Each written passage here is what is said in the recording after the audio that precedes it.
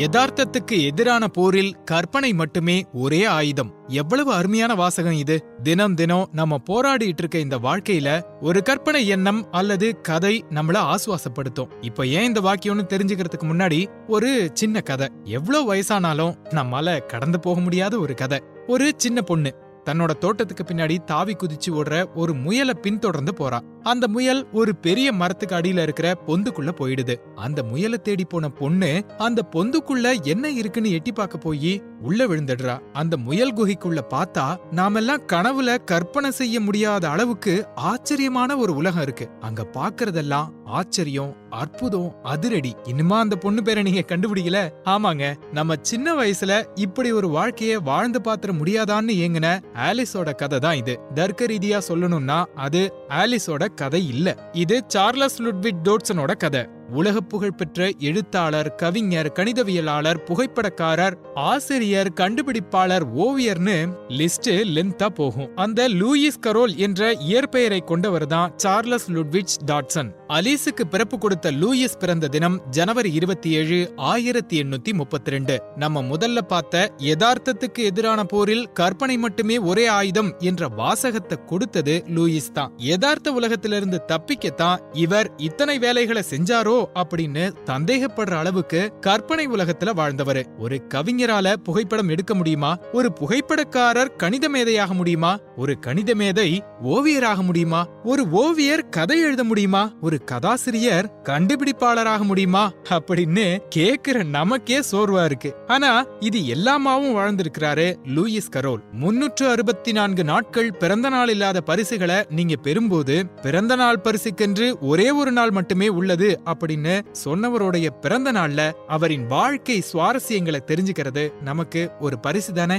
இங்கிலாந்துல இருக்கிற செஷையர் பகுதியில டாரஸ்பரி கிராமத்துல 1832 வருஷம் ஜனவரி 27 பிறந்தார் லூயிஸ். அவரோட தந்தை மதபோதகர். அவரோட ஆங்கிலோ கத்தோலிக்க மதத்தைச் சேர்ந்த பழமைவாத கருத்துக்கள் லூயிஸுக்கு ஒவ்வாததாகவே இருந்துச்சு. 11 குழந்தைகள்ல மூன்றாவதா பிறந்த லூயிஸுக்கு தன்னோட சகோதர சகோதரிகளுக்கு புது புது விளையாட்டுகளை உருவாக்கி உற்சாகப்படுத்துறது தான் வேலையே. வீட்டிலேயே கல்வி கற்றதாலும் குழந்தைகள் சூழ் உலகில வளர்ந்ததாலும் இயல்பாவே லூயிஸுக்கு குழந்தைகளோட உலகம் வசப்பட்டிருந்துச்சு. சின்ன வயசுலயே கையெழுத்து பத்திரிகைகள்ல கதை, கவிதைகள்னு எழுதினாரு. பள்ளி கல்வி முடிச்சதுக்கு அப்புறமா கல்வி உதவித்தொகை பெற்று ஆக்ஸ்போர்டு பல்கலைக்கழகத்தோட கிரைஸ்ட் சர்ச் கல்லூரியில பட்டம் பெற்றாரு. அங்கேயே கணித விரிவுரையாளராகவும் வேலை செஞ்சாரு. பெரும்பாலும் நகைச்சுவை கதைகள், கணித ஆய்வு கட்டுரைகள்னு 2 துருவங்கள்லயும் ஒரே நேரத்துல எழுதும் ஆற்றல் அவருக்கு இருந்துச்சு. கூடவே 1854 comic times இதழ்ல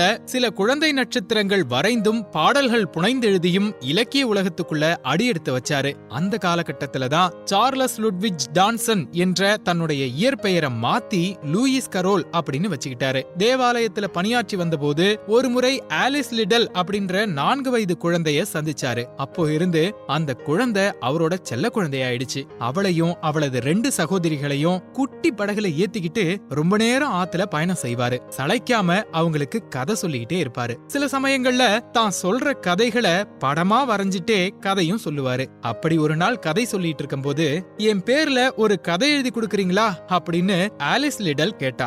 Alice adventures under ground அப்படின்ற கதைய இவர் எழுதி கொடுத்தாரு. இத பார்த்த பிரபல நாவலாசிரியர் ஒருவர் இத புத்தகமாவே வெளியிடலாமே அப்படின்னு ஐடியா சொல்ல ஒரு சில மாற்றங்களோட 1865 வெளிவந்ததுதான் ஆலிஸ் அட்வென்ச்சர்ஸ் இன் ஒண்டர்லேண்ட் அப்படிங்கிற புத்தகம். அந்த கதை திரைப்படமாகவும் நாடகமாகவும் வாய்வழி கதைகளாகவும் சொல்லி சொல்லி சளைக்கல இந்த உலகத்துக்கு. இன்னைக்கு சொன்னாலும் குழந்தைகள் கண்ணிமைக்காம கவனிக்கக்கூடிய கதை அது. 1932 இவரோட பிறந்த நாள் நூற்றாண்டு விழா கொண்டாடப்பட்டப்போ குழந்தைகளுக்கான நூல்கள்ல உலக அளவுல அதிக வரவேற்பை பெற்ற நூல்கள்ல ஒன்று அப்படிங்கிற அந்தஸ்து இந்த புத்தகத்துக்கு கிடைச்சது. ஆலிஸ் ஏற்படுத்திய அலையால எதிர்பார்க்காத அளவு கவனத்தை பெற்ற Lewis Carroll through the looking glass அப்படின்னு தொடர்ச்சியா எழுதினாரு. அதுக்கப்புறமா நிரந்தரமா கணிதத்தின் பக்கம் போனவரு 1898 ஜனவரி 14 அன்னைக்கு காலமானாரு. அவர் இருந்த வீடு தேவாலயமாக்கப்பட்டு கூடவே ஆலிஸ், வெள்ளை முயல், டொடோ,